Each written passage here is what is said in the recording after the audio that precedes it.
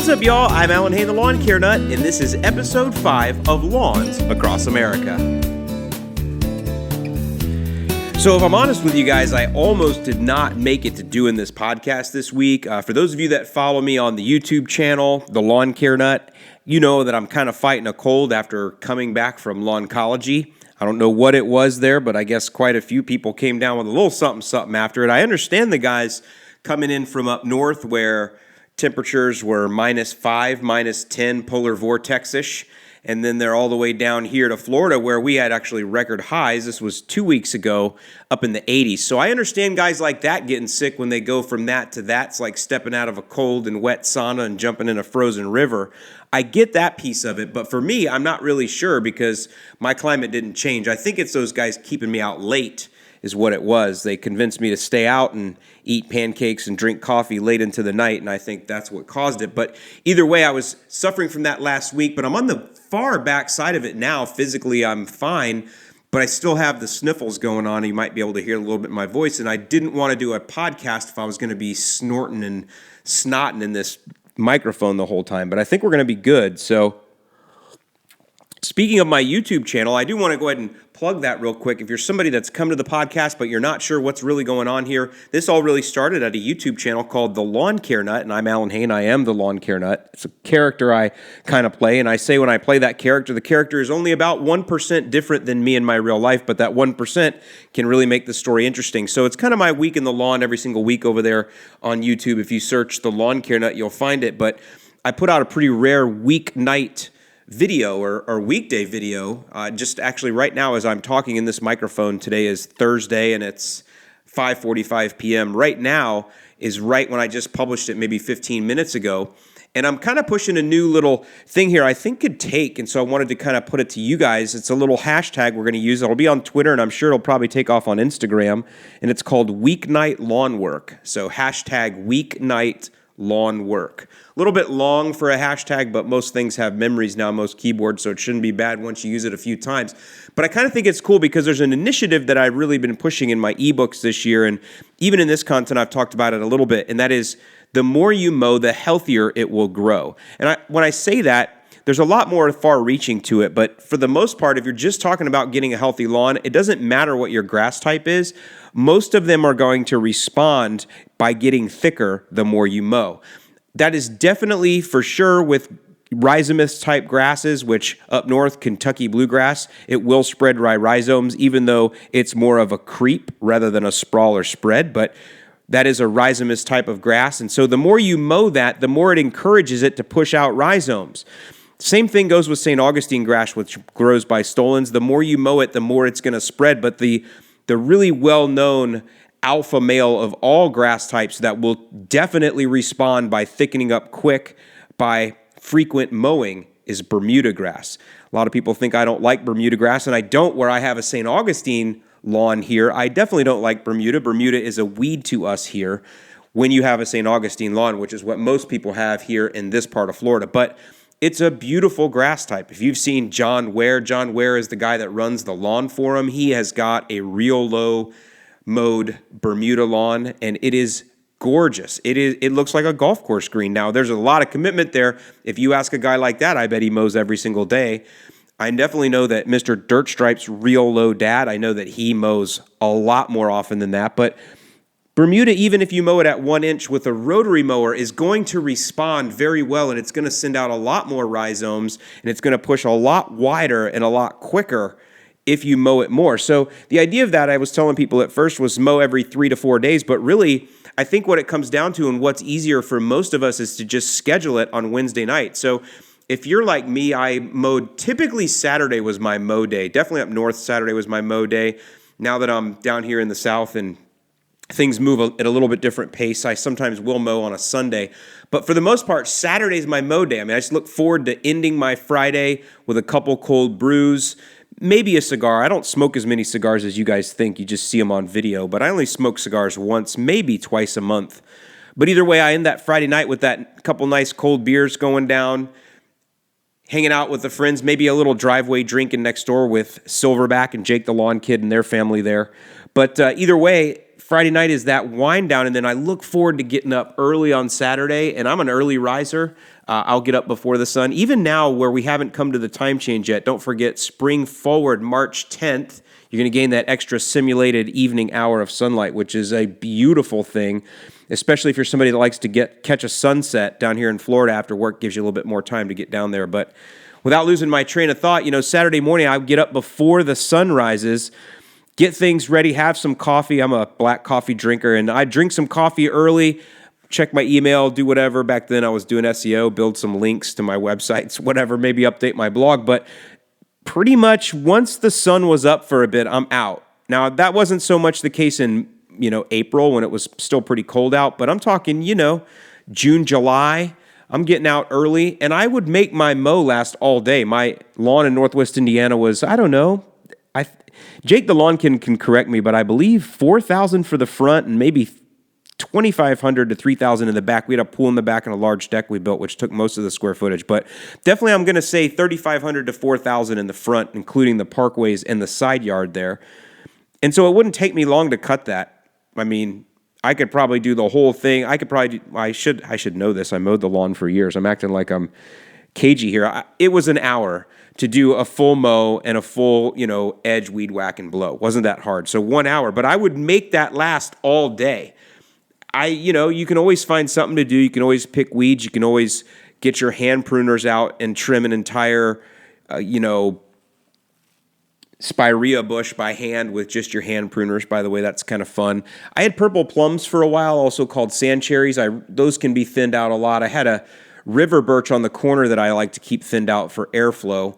So there's always something you can do, always some sort of place you can go to spend time. So that Saturday would be the all-day mow. But back to where I'm saying, the Wednesday night mow is more of a workman-like mow. It's more of a industrial. No, not industrial. That's not the word. Workman-like. It's task. It's task-oriented. It's let's get it done. But it's still rewarding, and it still means a lot, and it's still, to the other side here, good exercise. I mean, if you are coming off of your New Year's resolution right now, and I know how it is up north, you're gung-ho on your New Year's resolution, you're coming off of Christmas, you're like, I need something to make my January good, so I'll start working out early, right? That's how you figure you're bargain with yourself to get through the doldrums of January is you're going to work out. And that might last for 3 or 4 weeks, but see, we're all the way into March now, and you guys, your cabin fever is too ahead right now, and in February just destroyed you. And so now you're just like, I want to get outside. So a good idea to get back on that New Year's resolution train, to get back on that exercise train, is to start mowing the lawn on Wednesday night. Schedule it. So it's something that you have to do. So you get out and do it. By the way, it's thinking time. It's alone time. It's me time. It's time to put on music. I talked a little bit about some of the playlists that I like to listen to on Wednesday nights. And I did this past weekend, yesterday, I did 80s music. And I shared some of my playlists. If you're on YouTube here for this podcast, I'll go ahead and put this on.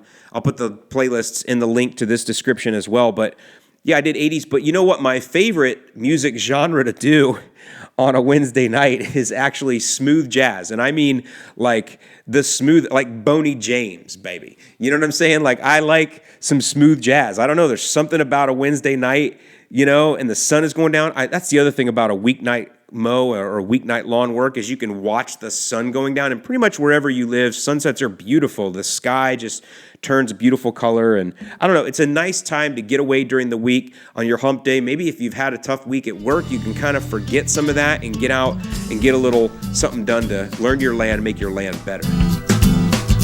All right, well, you guys know I always interrupt my segments here while I'm doing my edit and add a little clarity to the previous bit, I guess you could call it, this week. But yeah, tell us about that smooth jazz, Big Al. I don't know if you should have admitted that one. But I did want to say real quick, the other thing that mowing does, I talked about rhizomes and stolons because I enjoy talking about rhizomes and stolons, but I want you to also realize that frequent mowing is going to stimulate rooting, and rooting is really the most important thing because deeper roots are going to help your lawn no matter what type it is to make it through drought and heat a little bit easier and a little bit better. So think about frequent mowing. The more you mow, the healthier it will grow, the more roots it will grow as well. With that, let's go right back out into the garage studio for our first question of the week. I'm not sure how many questions I'm going to answer here this week, but we'll see how long the voice holds out. and we'll come upon a few here. So, all right, so one that's coming in quite a bit now. I guess there's been a lot of rain across the south through Texas, even into Georgia. From what I'm seeing and what I'm hearing, I'm getting a lot of reports on rain. Roberto Gergel checked in from Sod Solutions. They're the guys that have those spray bottles called Lawnify. If you're somebody with a super small lawn, that might be something you should check out. Lawnify, just like it sounds. You can Google it. And it's pretty convenient, nothing to store. But Roberto's telling me kind of the same thing. He's saying not much has changed in the last couple of weeks here in Texas. He's out of Austin. It's very wet. We have cool temperatures. He says, and in fact, the wet conditions is pretty much all over the southern third of the U.S.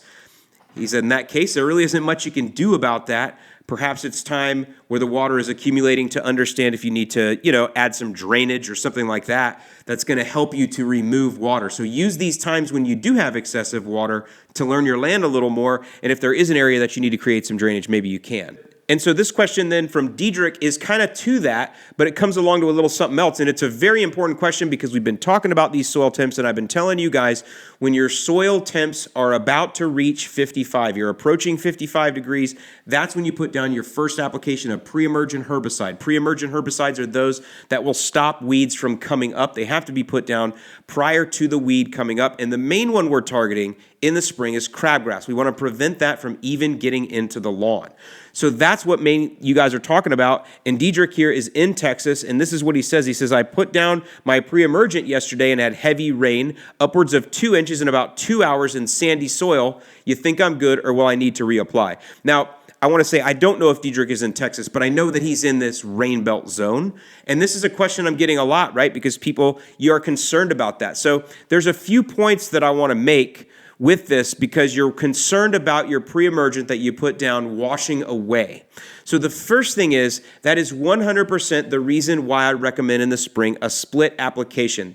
Because in all reality, if you're listening and you're on my program, we run my prodiamine product. It's a 0.38% granular prodiamine product. It isn't any different than any other 0.38% granular product. So I don't want you to think it's anything special, except it just comes from us. But that product, you could put that down at 6 pounds per thousand in the spring, and you would get 6 months of protection from crabgrass or pre-emergent efficacy. And it's a vapor barrier that forms. And so if you did 6 pounds per thousand of a 0.38% prodiamine product, that's a granular, you'll get on average about 6 months of pre-emergence control. Now, it's going to change depending on the soil type that you have in that, but that's a general rule. Now, what I recommend instead of blowing your wad all in one app is that you do a split application. You do 3 pounds per thousand now, and then you follow that up on average about 40 days later, but it's when soil temperatures approach 70 degrees Fahrenheit. That's when you put down the second of the split applications.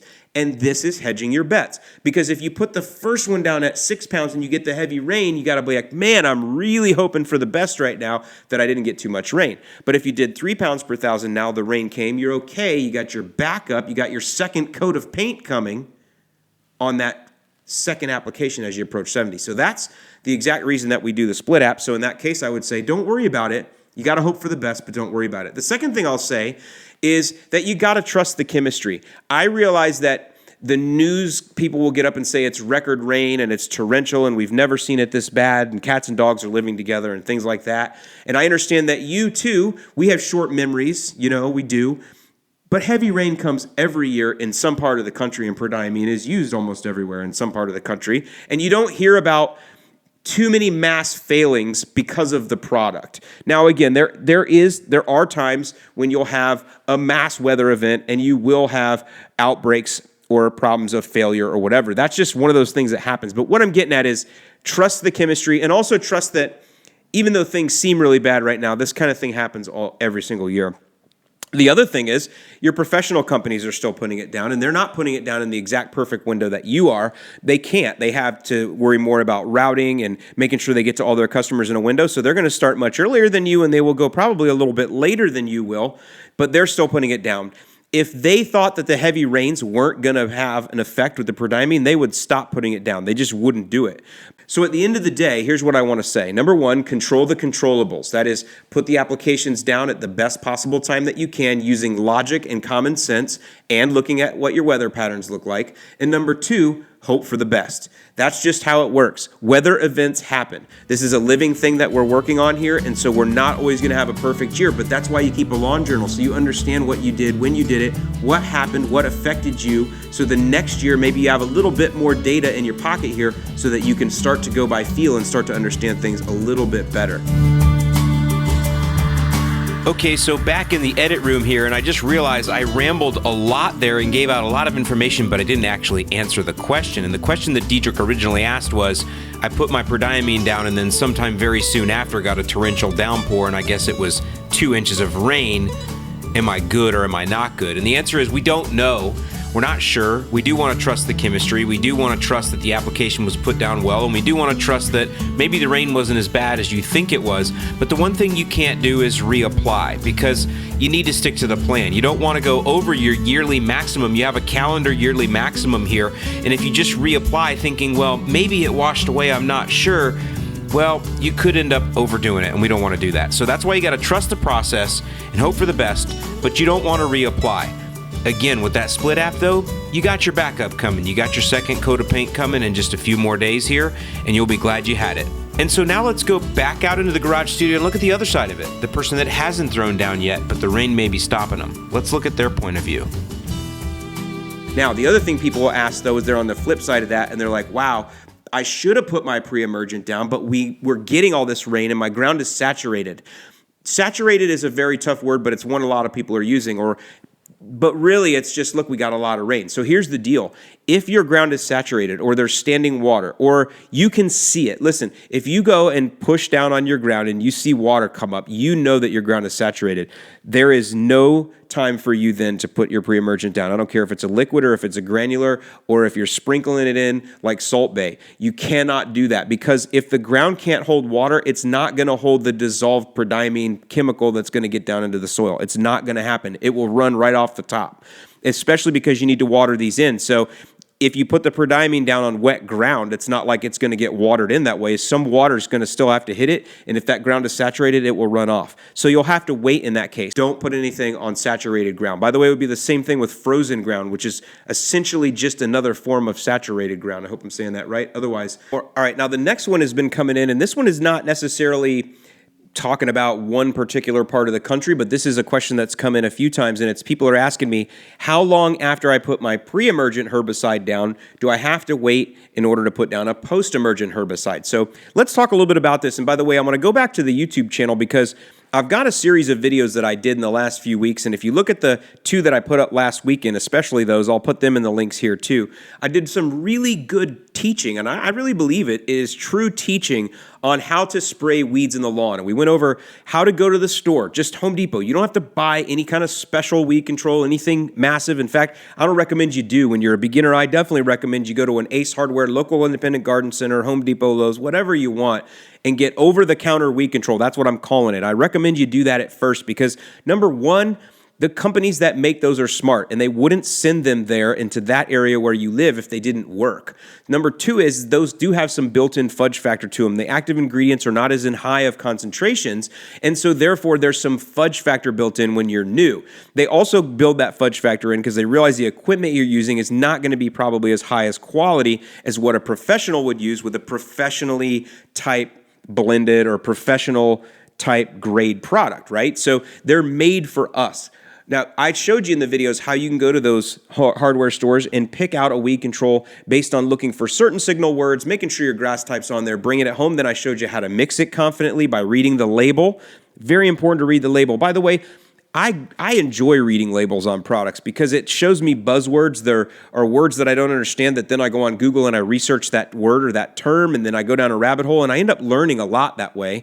And I think that some of you would enjoy that as well by just Googling certain words that you don't know the meaning to and then just kind of following that where that goes. But either way, I showed you in those videos how to do that, how to look at that label, and then how to mix that product and then ultimately go out and spray it. And I showed you how to do that using a cheap like $40 pump sprayer, 2-gallon pump sprayer that I got right here locally. And I think that that's really good teaching. I showed you how to blanket spray properly and safely as well as spot or zone spray. I really encourage you to go check that out and look at that. But That said, we talked about pre-emergents, which are the granulars we talk about that stop crabgrass mainly. They'll stop some other things. We put a pre-emergent down in the spring as our soil temperatures approach 55, and we put a second pre-emergent down as our soil temperatures approach 70. And then people want to know, okay, I want to spray some weeds. I got some weeds coming up. Maybe they're seeing some henbit this time of year. We've seen a lot of bittercrest this time of year. I'm seeing ragweed over here. A gentleman corrected me on that. I thought it was Carolina geranium, but really it was ragweed. Seeing a lot of that in the lawn. I'm seeing some cudweed. I'm seeing all kinds of different things. Dayflower, by the way, update on the dayflower on the side lawn, the weed control I did use, which is that Image Southern Lawns. That did actually affect the dayflower. It damaged it hard. I just didn't spray it angry enough. So that was my challenge there. But either way, people want to know, can I spray that? Can I spray those weeds, or is it going to interfere with my pre-emergent? And the answer is no. These are two different applications. They're two different modes of action. They're actually two different targets. These two products will not interfere with one another. So what I'm saying there is you can put your pre-emergent down right now, and then you can spray post-emergent weeds the same time right on top, like an hour later. It's not going to affect anything. The one isn't going to hurt the other. You could also do it the other way around. But listen, here's the thing you got to think about. A pre-emergent herbicide needs to be watered in, and it'll tell you on labels you got to water it in in 7 days. That's like the max. I mean, the sun is what's going to degrade the product, and it's usually just coated on the outside of something else. In our case, it's like a high-cal lime stone. Is just they coat the prodiamine on the outside of it. That's what the 7 is in there, the 007. But either way, the sun will degrade that, so you need to get that watered in. But post-emergent herbicides, you don't want to water in. Now, mine on the label, it says that you shouldn't get rain or water within 2 hours of application. But I'm here to tell you right now, if you cannot get water on it within 24 hours of application, or even 48 hours of application if temperatures are cool, that is a really good idea. Don't get water on your post-emergent weed control. Now, you want to water the lawn if it needs to happen. You don't want things to dry out. You don't want the weeds to shut down. But typically in the spring, most of you will be getting enough rain or water or whatever. But to not overcomplicate this too much, they don't interfere with one another. So you can spray and pray all day with post-emergent weed controls. And that's why I recommended, by the way, that some of you get, if you're a real beginner and weed controlling, spraying weeds is a little bit of a stressor to you. That's not the right word. You have some apprehension about it. I totally get that. I understand that. So go and get what they call the ready-to-use formulations. It's the ones that already are mixed up. It's a gallon, and it's got a spray wand on it, and you're ready to go. Spray and pray. Bang, bang, boom. And I think that that's a great way to start. So you could literally patrol your lawn every weekend. Now, you don't want to spray the same weeds over and over and over. You do need to read the label, because mine, for example, said wait 14 to 28 days for complete results. And I'm only on day 4 right now, day 5. And I'm seeing good results on some things, not so good results on others, but I need to wait the 14 to 28 days. But if you had the RTU, you could literally just patrol your lawn every weekend and spot spray weeds as they come up, which is not a bad strategy in the spring when they're coming up constantly. Every time it rains, new ones will come up because rain is nourishing, and especially if you have a lightning storm, lightning will bring down natural nitrogen out of the air, which is why the side of the road grass will turn green after a rainstorm, and so will your own lawn. It will also turn green from that nitrogen, but that also does stimulate weeds to pop up. So you could just go ahead and patrol all the time. And by the way, post-emergent weed control doesn't really interfere with much of anything. If you had to spray a fungicide tomorrow, you can keep spot spraying weeds. You'll be okay. I wouldn't get too heavy with that because both can regulate the growth of the grass together, but we're talking spot spraying here. You could spot spray after you do an insect control. You could spot spray after you do RGS. You can spot spray after 1801 Green Punch. It's not going to hurt anything. So there you go. That answers that question. Please feel free to go out, follow the label, and don't let anything hold you up. The last question I will answer here real quick, and again, my voice is going, but I think I've rambled enough here and told a couple stories. I'd love your feedback on that, but one thing people are asking about is the Greencast tool. So I will review the soil temperature milestones right now. If you haven't gotten my e-guides, if you are somebody that bought the 2018 version of the warm or cool season e-guide, those have all been updated now, and they were sent to you, and fresh download links were sent to you. You go to our website, you download it fresh. Those were all sent to you. And one of the things we talk about in there, and that we talk about here for free too, just so you guys know, I give away all the best content for free. So what's in the books is extra, but it isn't the best stuff. The best stuff comes right here on this podcast and on my YouTube channel and my emails. My emails is really where I think some of the most in-depth and detailed and solid information comes from. If you go to thelawncarenut.com, you can sign up for my free email list. Those go out on Tuesday or Wednesday most times.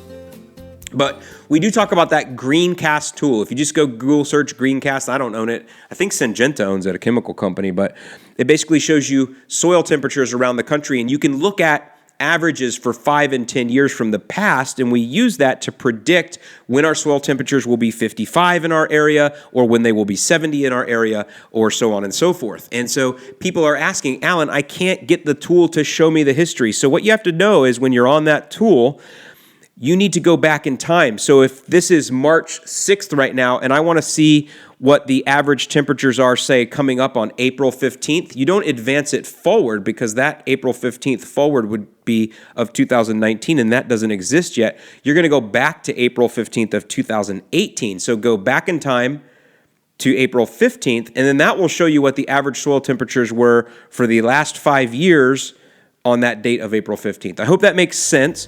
If you're talking on the Greencast tool, just go on there, and the place where you can toggle the dates, just go back to last year. You'll get what I'm saying. I always overtop things.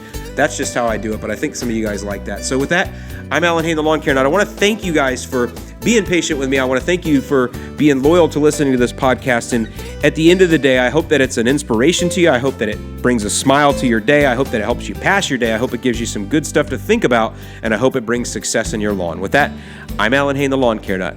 Thanks for listening, and I'll see you in the lawn.